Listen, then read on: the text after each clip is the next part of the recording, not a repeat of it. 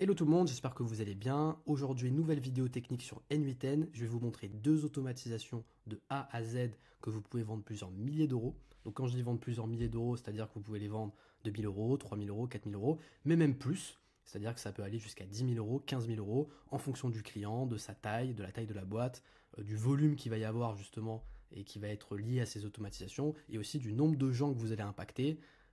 Et le nombre de gens qui vont gagner du temps via ces automatisations, qui vont gagner un temps absolument fou lorsqu'on les met bien en place et lorsqu'on les processise comme il faut. Donc c'est une vidéo où va y avoir énormément de valeur, je vais vraiment rentrer dans les détails, je vais tout vous montrer. À la fin de cette vidéo, vous serez capable de faire ces deux automatisations de A à Z.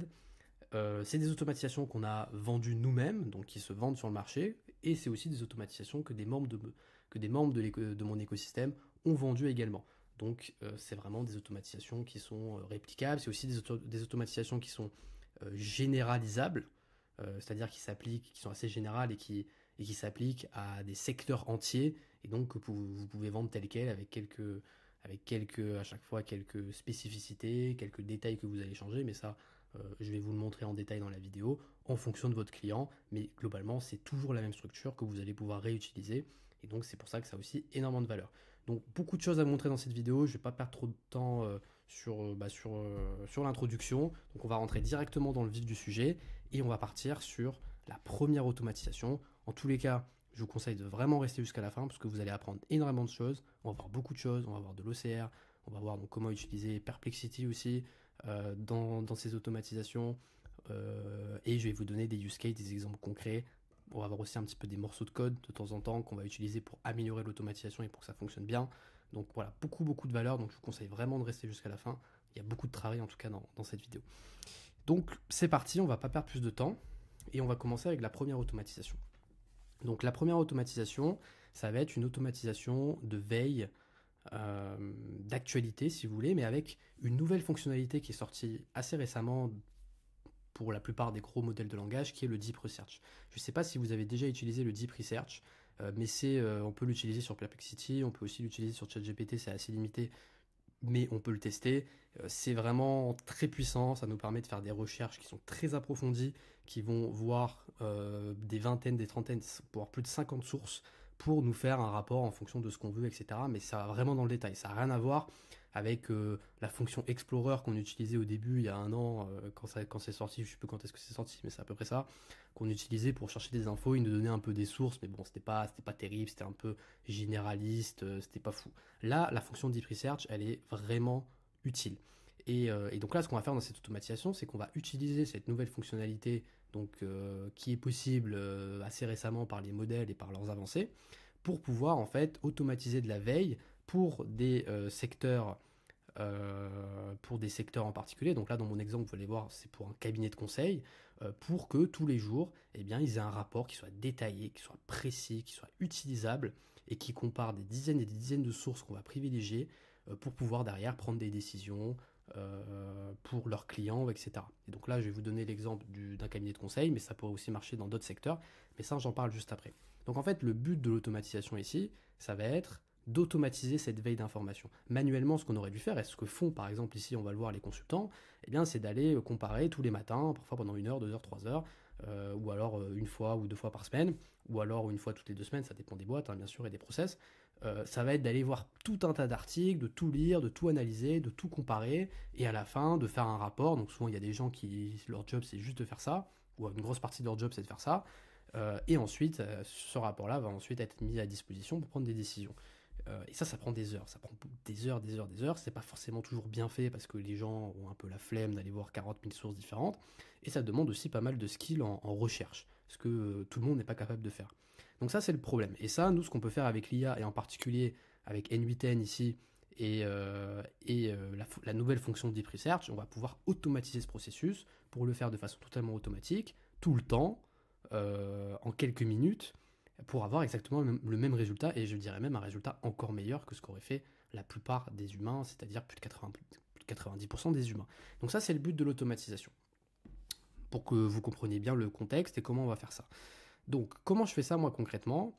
Bon, déjà, j'ai un trigger initialement, vous voyez, sur N8N. Alors, à chaque fois, je vais vous expliquer, vous avez juste, si vous utilisez N8N, à copier ce que je fais, à mettre les mêmes choses dans les cases et à suivre ce que je fais, à comprendre la logique.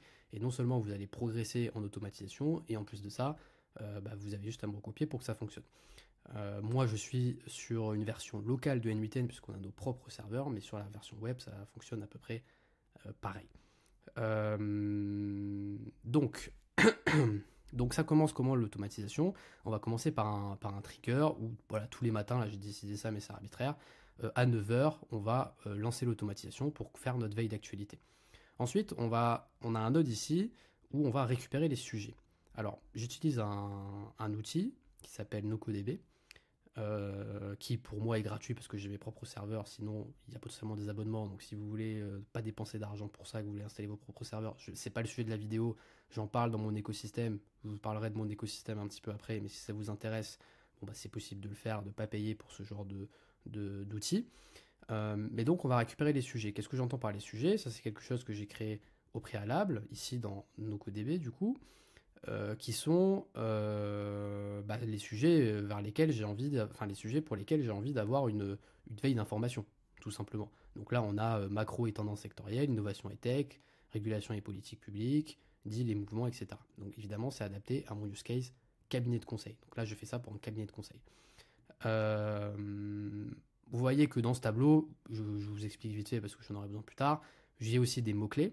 Donc par exemple, sur macro et tendance sectorielle, les mots-clés que je vais avoir envie de chercher, ça va être croissance du PIB, taux d'intérêt des banques, inflation, chômage. Vous pouvez regarder, vous pouvez mettre pause pour regarder ce que j'ai mis. Mais en gros, là, je vais l'aider, ça va l'aider dans sa recherche, dans son deep research, parce que il va aller chercher les bons mots-clés, les bonnes choses qui m'intéressent. Moi, en tant que consultant, moi, ce que j'ai envie d'avoir, c'est ça. C'est ça qui m'intéresse pour prendre des bonnes décisions, pour bien conseiller mes clients. Donc ça, c'est ça qui m'intéresse, donc c'est pour ça que je lui donne. Pareil pour les sources. On voit que les sources, ici, je lui dis d'aller voir Bloomberg, Financial Times, The Economist. Enfin voilà, je donne des sources que j'aime bien parce que je sais que les informations sont vérifiées et elles sont de bien meilleure qualité. Donc ça va l'aider aussi. Et on voit que c'est pas les mêmes sources. Là, macro et tendance sectorielle, ça va pas être les mêmes sources que innovation et tech. Ici, innovation et tech, j'ai mis d'autres sources avec d'autres qui sont pertinentes par rapport à ce use case-là. Donc là, voilà, la première étape de l'automatisation, c'est de récupérer les sujets. Voilà, tout simplement. Donc je vais chercher ce qu'il faut là-dedans.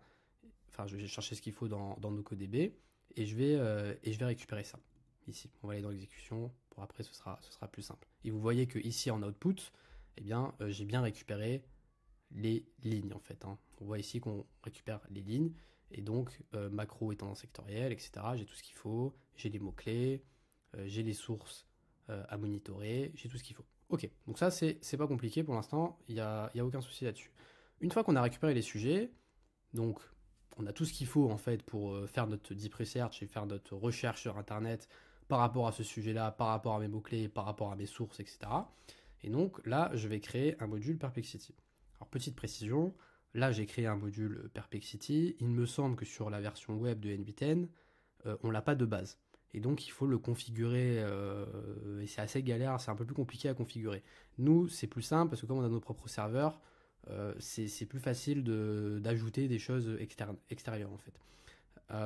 Sinon, bon, de toute façon, ça va évoluer, parce que là, pour l'instant, il n'y a que Perplexity qui donne l'API pour le Deep Research, mais dans les prochaines semaines, dans les prochains mois, il n'y aura pas que Perplexity qui va le faire. Il y aura tous les autres. Il y aura aussi ChatGPT, il y aura probablement d'autres modèles qui le font aussi, comme Grok par exemple, celui de Elon Musk, et dont on aura l'API et qu'on pourra utiliser.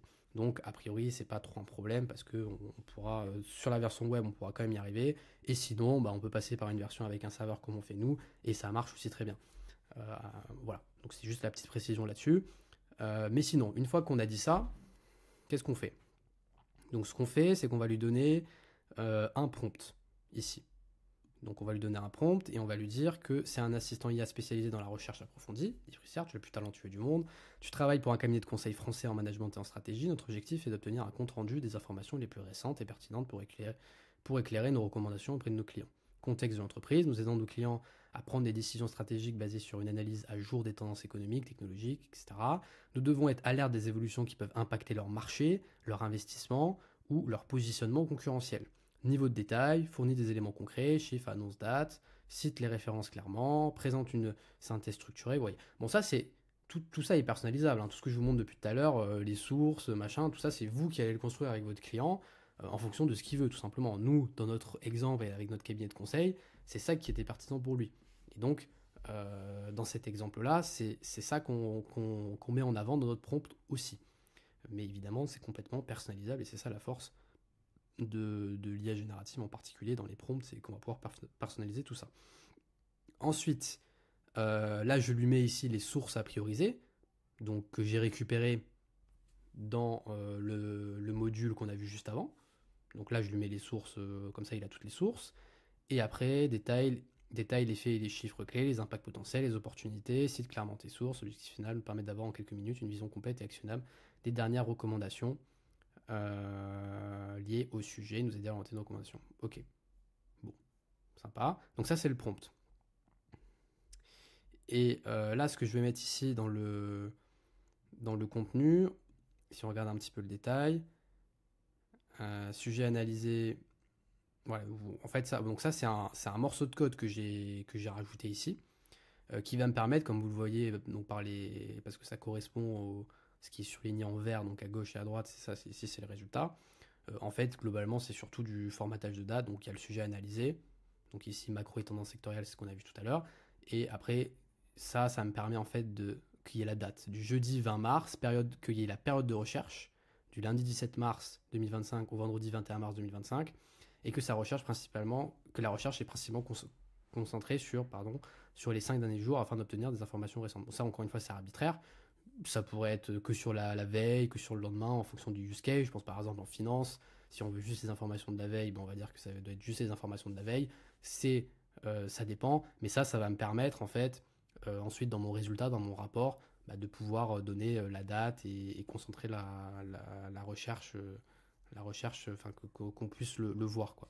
Donc ça, et donc vous allez me dire, mais moi je sais pas faire ça. Bon, si vous savez pas le faire, vous avez juste à le copier-coller.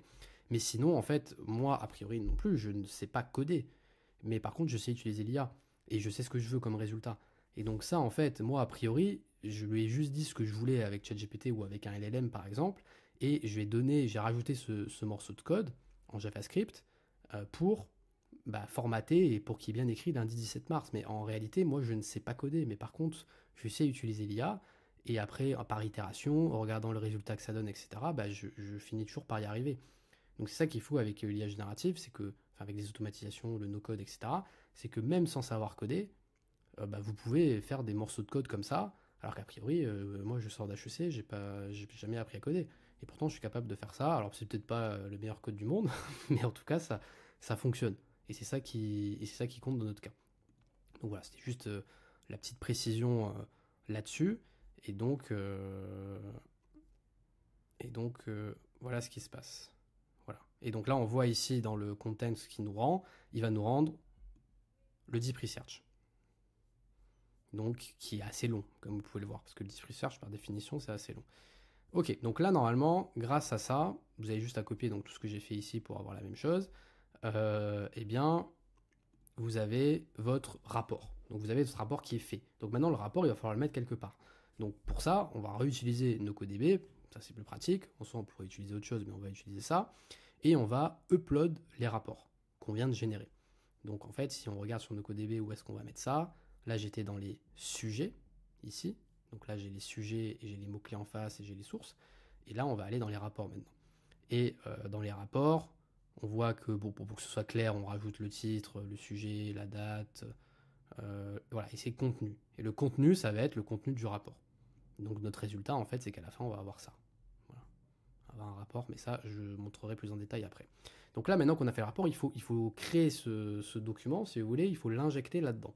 Donc comment on fait?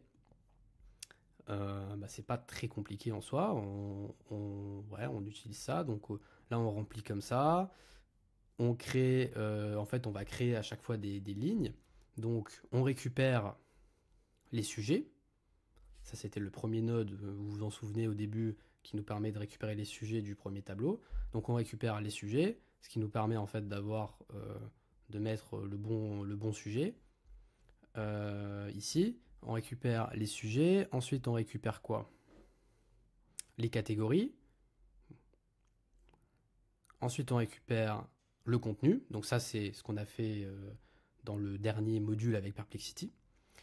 Petite subtilité ici quand même, je vais vous expliquer parce que vous n'allez peut-être pas comprendre. Ici, vous voyez que j'ai rajouté, je ne me suis pas contenté juste de prendre la réponse donc, du module précédent. J'ai aussi rajouté ce petit morceau de code là avec le think ici. Pourquoi j'ai fait ça? Alors, si j'ai fait ça, c'est parce que si on va dans la réponse ici, voilà, on le voit ici.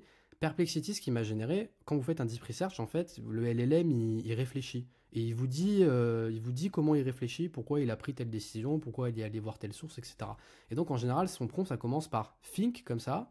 D'accord, je dois répondre à la demande de l'utilisateur qui souhaite un rapport détaillé sur la macroéconomie. Là, il raconte sa vie. Et ça, moi, je le veux pas dans mon rapport. Moi, je veux juste le rapport. Et donc là, ce que j'ai rajouté, en fait, ici, c'est que je prends le content, si vous voulez, donc je prends toute la réponse, et je vais enlever tout ce qu'il y a entre les deux think.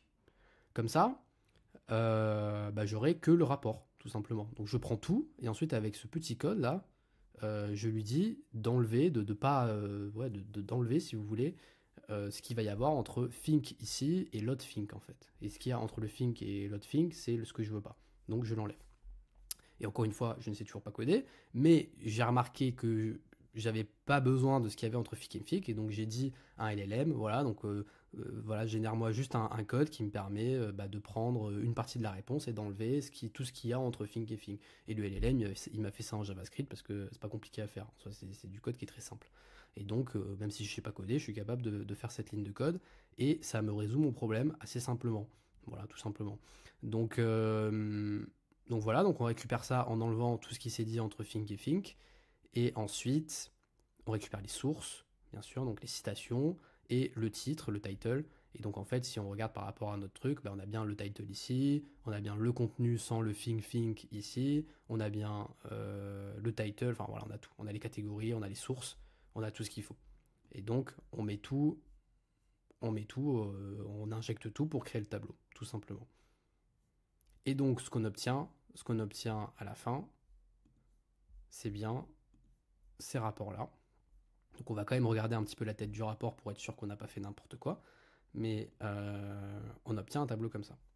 Et donc vous voyez que c'est vraiment un deep research. Ça n'a rien à voir avec quand on faisait des petites recherches sur Internet au début avec les LM qui nous sortaient des trucs hyper généraux d'articles dont on ne sait pas d'où ils sortaient les articles, c'était n'importe quoi. Là, c'est quand même beaucoup mieux. Donc, je vous invite à le lire si ça vous intéresse.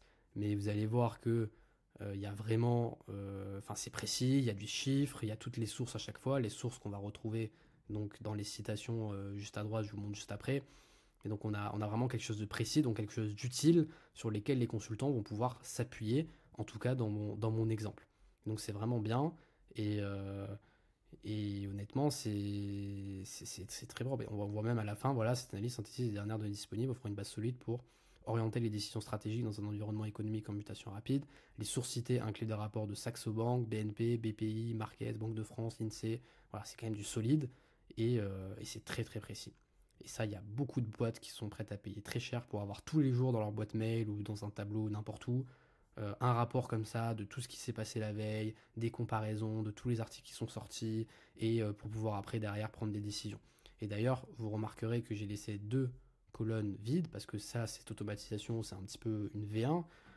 Dans mon écosystème, j'en parlerai un petit peu, on peut aller plus loin parce que une fois qu'on a notre synthèse, on peut très bien rajouter, complexifier un petit peu l'automatisation pour ajouter une synthèse un peu plus digeste en fonction du client et derrière aussi d'avoir un esprit critique et de critiquer, etc. pour aller encore plus loin et pour apporter encore plus de valeur à son client. Mais ça, je ne vais pas le montrer dans cette vidéo, mais c'est tout à fait possible de le faire. Donc comme j'ai dit par rapport aux sources, là j'avais la synthèse des tendances, c'était pour les macros et tendances sectorielles. Mais ensuite vous avez toutes les sources ici par rapport aux numéros, donc que vous pouvez retrouver pour aller voir en détail ce qui s'est dit. Donc ça a beaucoup de valeur aussi. Et si on prend une autre réponse sur innovation et tech, bon voilà, on peut voir que c'est aussi extrêmement détaillé et que c'est vraiment assez impressionnant de faire ça en quelques minutes, quoi, tout simplement. Donc voilà pour cette automatisation. Voilà pour cette automatisation. Pour résumer, c'est pas très compliqué. Tous les matins à 9 h, l'automatisation se déclenche. On va récupérer les sujets qui nous intéressent dans notre premier tableau NoCoDB et les autres choses qui nous intéressent, donc les sources, les mots-clés, etc. On fait un prompt à Perplexity pour orienter le deep research pour qu'il soit vraiment bien et qu'il soit précis par rapport à ce qu'on veut en utilisant les données de NoCoDB qu'on vient de récupérer. Dans la réponse qu'on a, on crée un nouveau tableau avec des nouvelles lignes, avec toutes les informations pour qu'on sache c'est le rapport de quoi, tout simplement. Toutes les informations qu'on a déjà récupérées dans le premier module. Et on crée ce tableau-là, on fait attention, voilà, des petits détails de code pour le formatage des dates, que ce soit bien affiché, etc. Et pour enlever le think, enfin tout ce qu'il y a entre le think et think pour qu'on ait que le rapport et pas la première partie qui sert un peu à rien, quoi. Mais globalement, ça, on va dire que c'est des détails, c'est de l'optimisation. Et donc, en faisant ça, on a une automatisation qui marche super bien. Ça, c'est vrai donc pour le cabinet de conseil. Mais là, ce que je viens de vous montrer, je ne sais pas si vous vous rendez compte, mais ça a un potentiel absolument fou dans plein de domaines. Je pense par exemple à la finance. La finance, tous les matins, il y en a beaucoup, finance de marché, qui doivent se taper de l'actualité, qui doivent lire plein d'articles pour comprendre ce qui se passe, pour comprendre l'état des marchés, pour comprendre à quel point la géopolitique ça impacte sur les marchés. Enfin, il y a une veille d'information en finance de marché, par exemple, qui est colossale à faire. Bon, avec un système comme ça pourrait décupler la productivité de beaucoup de gens qui travaillent dans ces métiers-là. Donc il y a beaucoup d'applications aussi dans ce domaine-là. Je pense aussi aux médias, évidemment. Les médias, c'est un truc de fou, la veille qu'ils doivent faire, tout simplement, pour sortir des articles, des vidéos, etc. Tous les jours, alimenter les réseaux sociaux, c'est colossal. Et donc, encore une fois, vendre des systèmes comme ça de veille qui sont automatisés, mais qui sont, comme vous pouvez le voir, très qualitatifs, ça se vend littéralement plusieurs milliers d'euros. Ça peut même se vendre 3 000, 4 000 euros par mois. Je veux dire, si cette personne, si une entreprise, un média par exemple, doit vous générer, doit faire des recherches sur des dizaines de sujets tous les jours et ensuite exploiter tout ça pour en faire des articles, on pourrait donc continuer l'automatisation avec derrière, à partir des informations, en faire des articles de blog, des posts, des scripts de vidéos, etc. On peut tout à fait continuer l'automatisation dans ce sens-là. Imaginez combien cette boîte est prête à payer parce que vous lui faites en fait 50 à 80% de son travail. Donc c'est absolument colossal. Elles sont prêtes à payer plusieurs milliers d'euros par mois, ça je vous le garantis. Et souvent, et si c'est vraiment un gros média, ça peut être même beaucoup plus. Donc voilà pour cette automatisation. J'espère que elle vous aura inspiré, que vous aurez appris des choses sur comment on utilise tout ça. Et on va passer tout de suite à la deuxième automatisation. Alors juste avant de passer à la deuxième automatisation, donc qui est juste ici, un petit mot pendant une petite minute ou deux sur mon écosystème dont j'ai parlé un petit peu pendant la vidéo. Ce sera plus simple même pour vous expliquer après la suite. Donc mon écosystème, en particulier je vous dis ça parce que les blueprints des deux automatisations que je vous montre aujourd'hui, donc la première et la deuxième, sont disponibles donc dans mon écosystème. Les blueprints, c'est tout simplement en fait l'automatisation qui est déjà faite et que vous avez juste à importer dans votre N8N pour pouvoir l'utiliser et aller la vendre et un petit peu l'adapter en fonction de votre client et aller la vendre directement. Ça, c'est disponible dans notre écosystème. Si vous voulez pas rejoindre notre écosystème, vous avez juste, c'est pour ça que je fais cette vidéo aussi, que j'explique, etc., pour que vous soyez aussi capable de le refaire par vous-même, tout simplement. Que les deux soient possibles. Si vous voulez aller plus vite, en gros, l'écosystème, c'est une solution à ça. Et pour ceux donc, qui me découvriraient par rapport à ça, donc mon écosystème, on compte aujourd'hui plus de 134 membres. Ça monte assez rapidement depuis quelques mois. C'est un écosystème où on a tout regroupé, donc à la fois la partie communautaire et à la fois la partie cours, pour aider les gens tout simplement à monter en compétences en IA, en automatisation et vendre de l'IA et pouvoir monétiser cette activité, en vivre ou carrément faire des gros business à plusieurs dizaines de milliers d'euros par mois comme j'ai pu le faire. Moi, c'est ce que j'ai fait. J'ai créé mon agence IA il y a presque 2 ans maintenant. On a généré plus de 400 000 euros de chiffre d'affaires avec des très grosses marges. Et on fait donc à la fois des automatisations IA sur mesure comme celle-ci, du conseil en intelligence artificielle et aussi de la formation d'entreprise. Et donc dans cet écosystème, on a absolument tout mis. Voilà, on a plein de modules, à la fois sur la partie commerciale et technique. On a tout expliqué de A à Z sur nous, comment on a fait pour vendre de l'IA. On a évidemment donc un gros module automatisation avec tous les blueprints donc, que je mentionnais. Donc c'est là que sont les blueprints. Et une dizaine d'automatisations. Et on en rajoute toutes les 2-3 semaines, un mois, qui se vendent chacune plusieurs milliers d'euros et qu'on a déjà vendu. Donc on a évidemment donc, un gros module automatisation. On a aussi le reste. Et on a aussi des modules très spécifiques qu'on voit très peu ailleurs en général chez les autres qui font de l'IA. Qui sont le conseil en IA et la formation IA en entreprise, où on explique aussi comment on fait en se basant sur nos propres clients, nos propres exemples. C'est vraiment super concret. Et on a bien sûr tout l'aspect communautaire avec tous les membres qui se renforce au fur et à mesure du temps, parce que c'est aussi pour ça qu'on l'a fait. C'est qu'on a donc plein de gens à qui on peut sous-traiter des missions, avec qui on peut collaborer, on peut travailler ensemble. Vous pouvez aussi trouver des associés techniques, commerciaux, complémentaires pour vous rejoindre dans cette aventure de l'IA et de vente de l'IA. Et ça, on est en train de créer un écosystème qui vit en fait avec des questions voilà, tous les jours des membres, comme on peut le voir ici, avec des gens qui posent des questions tous les jours et qui font des projets pour des clients.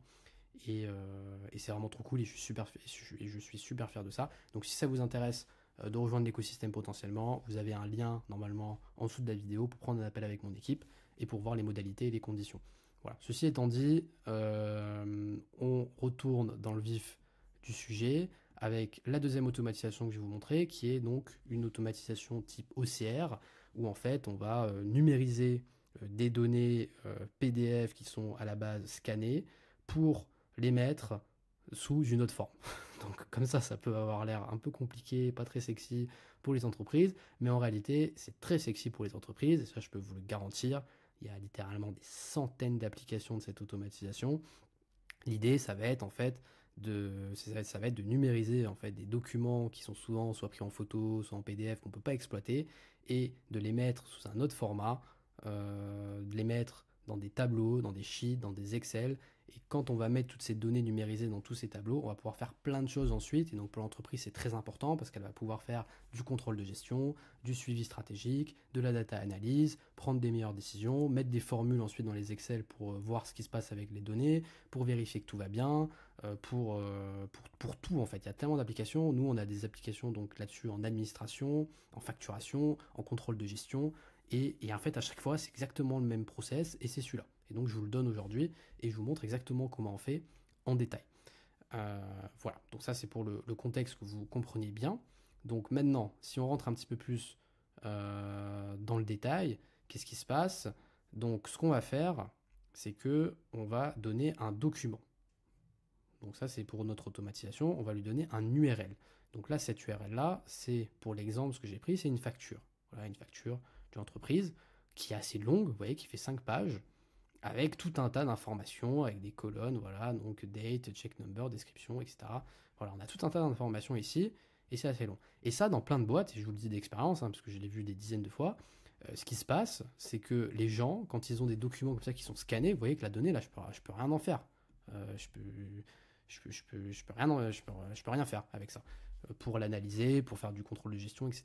ou du suivi stratégique. Donc, qu'est-ce qui se passe dans les entreprises? Eh bien, ils ont parfois une personne, parfois deux, parfois trois, parfois quatre, parfois 10, selon le volume qu'il y a à traiter de documents à analyser et à exploiter, qui vont prendre chaque ligne et qui vont dans un tableau Excel, à la main, recopier les lignes, comme ça, dans chaque ligne du tableau, dans chaque colonne, et ils vont faire ça pour toutes les pages et pour tous les documents.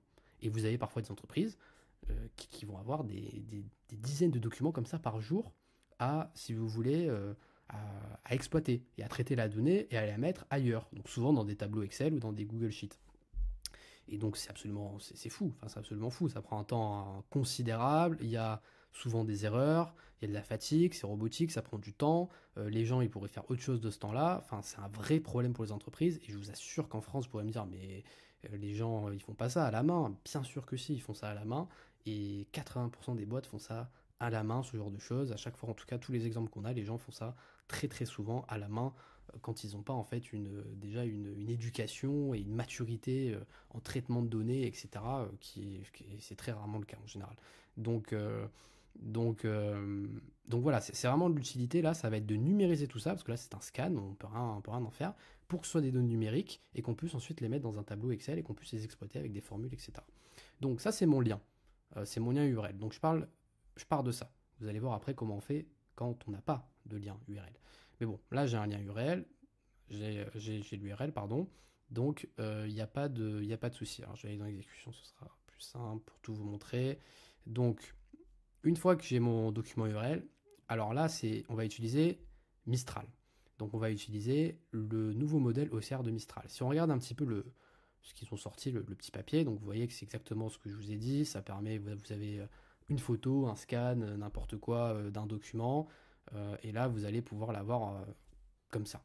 Voilà. Donc c'est vraiment ultra utile. Peut-être que vous vous rendez pas compte comme ça, mais je vous assure que c'est ultra utile et qu'il y a plein de boîtes qui ont besoin de ça.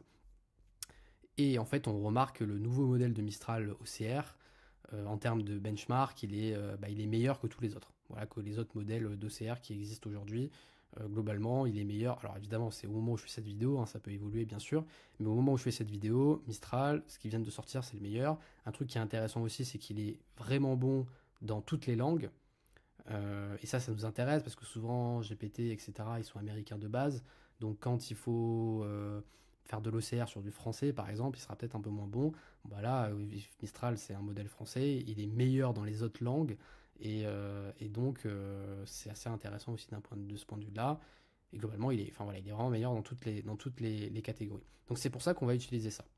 Donc là, ce que je fais, alors comme c'est une fonctionnalité récente, c'est pas directement intégré avec NBTN, donc je dois faire un appel API. Voilà, donc là, vous pouvez donc recopier tout ce que j'ai mis ici.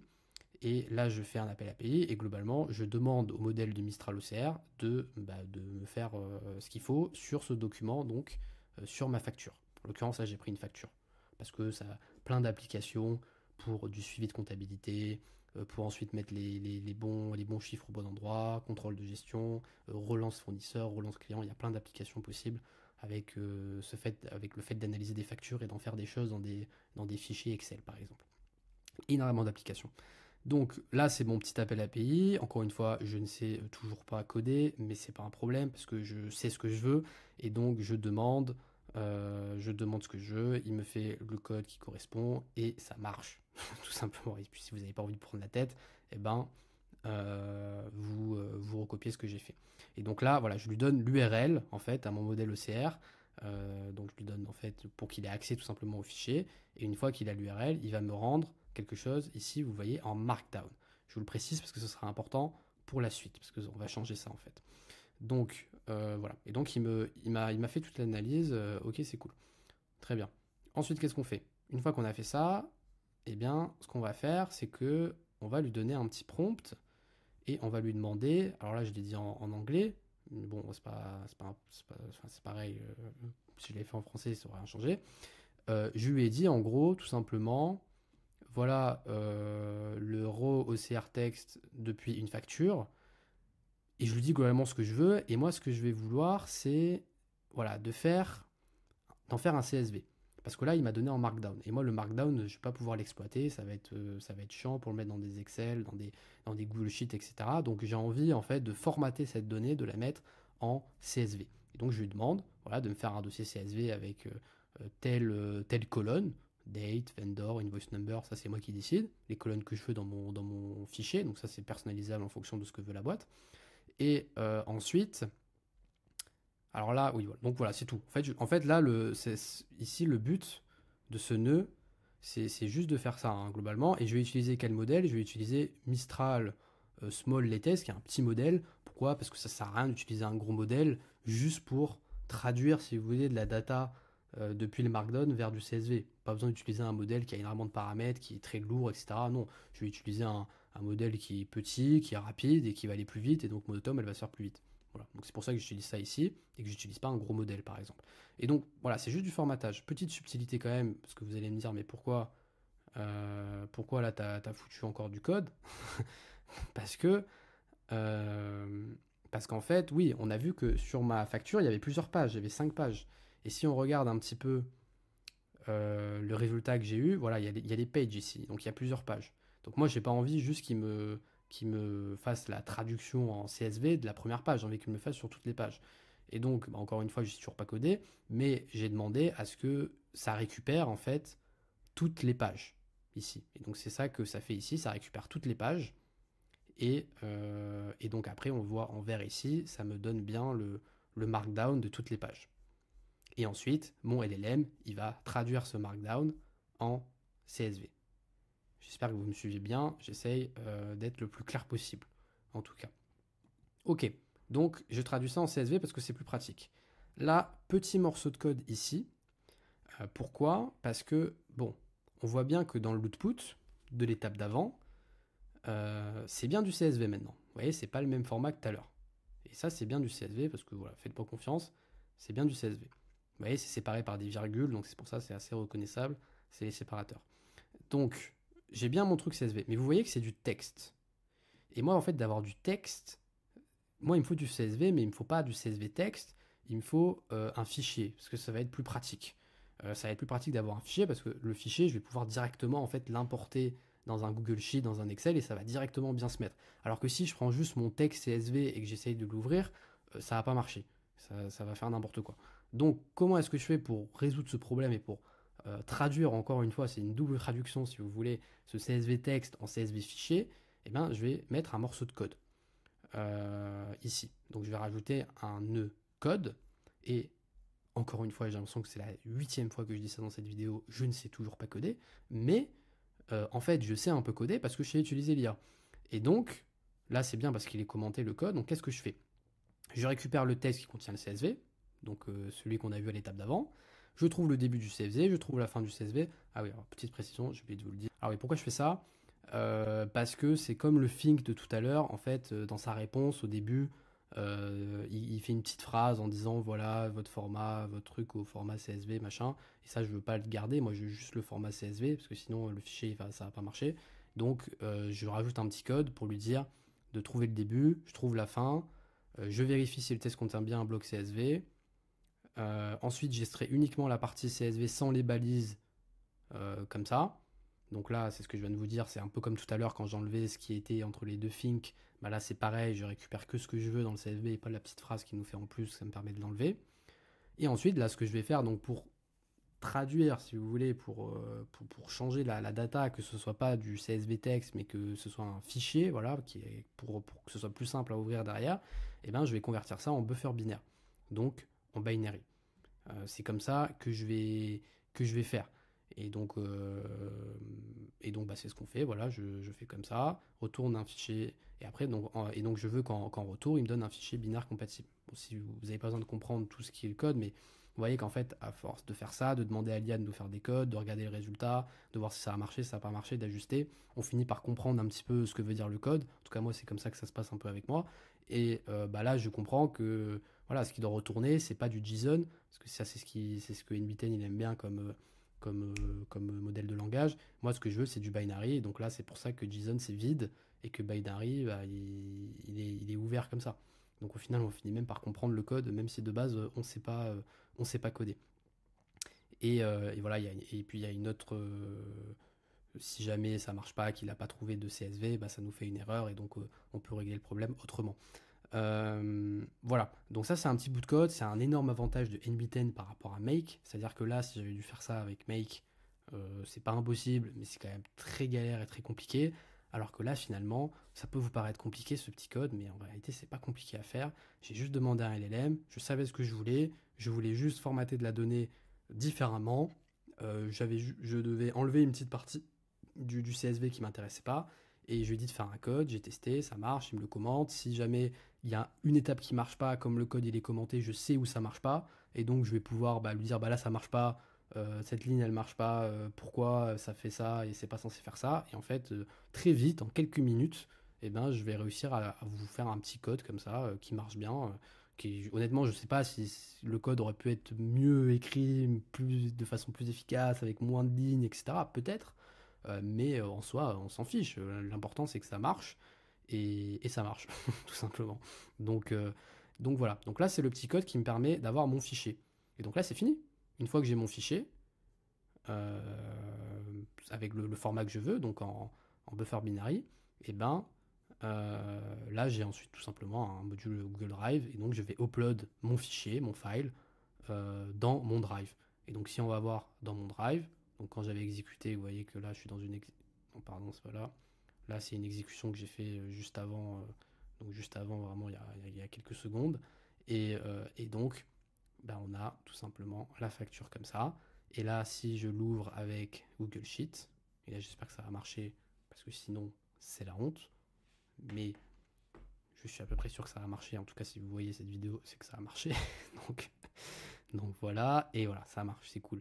Et donc, vous voyez que j'ai toute la donnée d'une page comme ça qui était inexploitable d'un point de vue statistique, données, traitement de la donnée, qui était complètement inexploitable. Et bien là, je me retrouve avec un tableau Excel, un sheet, avec tout ce qu'il faut. Et donc là, je vais pouvoir faire mes formules, faire mes calculs, suivre mes marges, faire mon suivi, enfin faire tout ce que je veux par rapport à la suite. Et ensuite, c'est par rapport à ce que veut l'entreprise et par rapport à son process et ce qu'elle veut automatiser. Et en fait, ce qu'on se rend compte, je vous dis ça par expérience, parce qu'il y a énormément d'automatisation de process qui partent d'un fichier comme ça, d'un fichier PDF, une image, etc. Et qui, à partir des informations de ce fichier, les informations de ce fichier sont absolument nécessaires pour faire la suite du process. Et donc, tant qu'on ne sait pas faire ça, tant qu'on ne sait pas faire cette automatisation, en fait, on ne peut pas automatiser le process. Et on ne peut pas faire l'automatisation complète et on ne peut pas apporter de valeur. Et souvent, là, donc cette automatisation, si on sait faire ça, c'est la plus grosse difficulté dans le process, parce qu'après, ça va juste être de mettre l'Excel dans un bon format, de mettre des bonnes formules, mais ça, c'est pas compliqué, il n'y a jamais de problème. C'est juste ça le problème que la plupart des gens ne savent pas faire. Et, euh, et donc, bah voilà comment on fait. Vous avez tout vu en détail. Euh, Petite précision quand même, pour finir là-dessus. Là, ça a marché donc avec un URL, donc un PDF. Sinon, comment on fait avec... Ça marche aussi avec des images, tout simplement. C'est juste qu'on on va faire une autre branche, mais ça marche exactement pareil. Donc, on a un URL ici, qui est en fait le même, mais vous voyez qu'ici, il y a un point, il y a un point PNG. Donc, c'est exactement la même chose. Et ensuite, on donne dans Mistral OCR qui va analyser l'image. Et ensuite, on revient au même endroit. Et après, c'est exactement la même chose. Et on a notre fichier. Et on a exactement le même résultat, quoi, tout simplement. Mais donc, c'est une autre branche. C'est tout pareil, sauf que l'URL de base, vous n'allez pas mettre un PDF, vous allez mettre un PNG, enfin un format image, quoi. Voilà. Donc ça, c'est bien si vous prenez des photos. Un use case, évidemment. Un use case, là, je vous parle de facture, je vous parle de documents comme ça. Mais ça marcherait bien aussi. Alors, il faudrait le tester sur des copies d'élèves. Mais ça marche aussi bien. Nous, on a eu un client dans le secteur de l'éducation, par exemple. Vous pouvez tout simplement, comme ça, numériser des copies. Et donc, vous avez une écriture, vous numérisez la copie en format image, vous prenez une photo de la copie, vous la numérisez, vous avez un format image, et ensuite, derrière, vous faites ce que vous voulez avec un LLM, où vous pouvez faire de la correction automatique, vous pouvez faire de l'appréciation, etc. Par exemple, moi, quand j'ai passé les concours d'HEC, depuis peu, je sais que toutes les copies étaient scannées, donc de la BCE, de la banque d'épreuves. On pourrait très bien imaginer qu'on pourrait automatiser les corrections de la BCE à partir des copies qui sont scannées. Eh ben, on fait ça là, et puis on a les copies et on pourrait les semi-automatiser ou faire une première correction, etc. Une correction, ou alors une double correction. On pourrait même faire en sorte que toutes les copies des élèves aient une double correction, ce serait absolument fou. Mais voilà, c'est juste un use case que je viens de penser comme ça, mais c'est très puissant. En réalité, ce process-là est vraiment très puissant. Autre façon de faire. Deuxième solution, si jamais vous n'avez pas d'URL, parce que vous avez vu, je ne l'ai pas précisé vraiment explicitement, mais en fait là, l'URL, il existe, si vous voulez, la facture, elle est en ligne, elle n'est pas en local sur mon PC. Or, souvent, en fait, ce qui va se passer, c'est que vous n'aurez pas d'URL. Donc bon, c'est pas vraiment un problème. Alors pour nous, c'est pas un problème, parce que comme je vous expliquais, on a nos propres serveurs. Donc nous, on va utiliser des outils comme Surfer ici, qui va nous permettre, à partir de documents, en fait, d'en faire des liens, de les héberger très facilement. Et donc, on va pas avoir de problème là-dessus et on aura tout le temps des URL. Mais si vous n'avez pas vos propres serveurs, etc., une autre façon de faire, la deuxième solution, c'est tout simplement d'utiliser le cloud de Mistral qui est à disposition. Donc, ce que vous allez faire, c'est vous allez faire exactement la même chose. Donc, vous allez importer votre PDF qui n'a pas de lien URL. Vous allez ensuite aller ici, donc recopier ce que j'ai fait ici. Vous avez juste à recopier, il n'y a aucun souci là-dessus. Et en fait, vous allez dire, oui, vous allez upload, pardon. Là, vous allez upload votre image, enfin votre PDF ici, sur le cloud de Mistral. Donc donc là c'est un appel API quoi tout simplement. Une fois que votre document est upload, vous allez aller chercher, aller chercher son URL tout simplement. Et donc là vous allez faire un autre appel API, vous allez chercher son URL tout simplement. Donc on le voit ici, c'est ce petit morceau ici. Donc vous allez chercher l'URL. Une fois que vous avez l'URL, en fait, ça revient comme tout à l'heure. Vous donnez l'URL à Mistral OCR, donc vous lui donnez comme ça.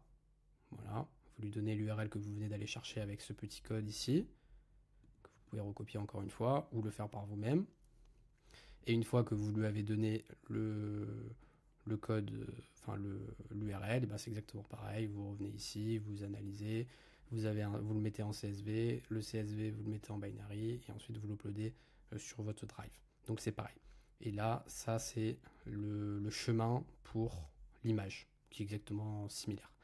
Ensuite, il y a une troisième solution potentiellement. Vous pourriez me dire ici, oui, tu as utilisé Mistral Small Latest, mais pourquoi tu n'as pas utilisé directement l'OCR? En réalité, ça ne marche pas actuellement. Il faut pas, c'est cette méthode-là, en tout cas à l'heure actuelle, qui est la plus efficace. Parce qu'il faut pas, en fait, il faut pas donner un modèle de chat, des images. Après, ça fait n'importe quoi. Enfin, ça marche pas. J'ai essayé pour vous, donc je peux vous le garantir. Donc, ça marche pas ici de directement mettre le modèle OCR. Ça marche pas. Il faut vraiment faire ça, en tout cas à l'heure actuelle. C'est ça qui donne les meilleurs résultats avec le plus de récurrence et le plus d'efficacité possible. Donc, si vous mettez ça en place, ça marche. Et comme vous pouvez voir, c'est donc un use case qui est très utile. Voilà, donc c'est tout pour ces deux automatisations. J'espère que ça vous a plu et que vous vous rendez compte du potentiel qu'elles ont, parce qu'il y a littéralement des dizaines d'applications possibles pour des dizaines de secteurs différents. Donc c'est vraiment énormément de valeur que je vous ai partagé dans cette vidéo. Vraiment, si vous pouvez me récompenser avec un petit like, un abonnement et un commentaire, le commentaire super important pour que ça rank bien, ce serait vraiment cool. Parce que voilà, ça me prend beaucoup de temps de faire ces vidéos, sachant que je suis pas mal occupé avec mes projets clients en cours, etc. J'ai vraiment voulu donner ça gratuitement, d'expliquer le plus possible pour que vous compreniez bien aussi la logique, ma méthode de résolution, comment je fais pour mettre des morceaux de code alors qu'a priori je ne sais pas coder. Donc voilà, si vous voulez plus de vidéos comme ça, techniques, où je donne des choses qui sont clés en main et j'explique comment vendre de l'IA et comment le mettre après de façon commerciale et comme j'ai fait dans cette vidéo tout simplement, bah forcément plus la vidéo a d'engagement, plus il y a de likes, plus elle me crée d'abonnements, plus elle me fait de commentaires, bah plus ça va me motiver. Voilà, j'ai passé énormément de temps à faire cette vidéo. Si elle fait 200 vues, ça va pas trop me motiver. Donc, à en faire d'autres. Donc si vous voulez d'autres automatisations comme ça, vraiment donnez de la force, donnez du soutien, commentez. Et comme ça me motivera à en faire plein. Et franchement, j'en ferai plein parce que ça me plaît de transmettre. Et tout ce que j'ai appris en 2 ans, finalement, je sais que ça peut changer des vies et que moi, ça a changé la mienne et que ça peut découvrir, ça peut provoquer des vocations, des gens qui derrière se lancent dans l'IA, vendent de l'IA, se trouvent une passion, automatisent des processus. C'est souvent le cas dans mes appels de groupe, je ne l'ai pas dit tout à l'heure dans mon écosystème, mais on fait des appels de groupe. Bah voilà, j'étais sur l'Anticalendar. On fait des appels de groupe 2 fois par semaine où les gens, très souvent, les membres de la communauté nous disent que l'IA a changé leur vie. Donc c'est aussi pour ça que je fais ces vidéos. Donc si vous voulez que ça continue, si vous pouvez soutenir, c'est cool. Voilà, donc c'est tout pour cette vidéo. On se retrouve pour une prochaine vidéo, soit technique, soit un autre type de vidéo. Et je vous dis donc à très bientôt.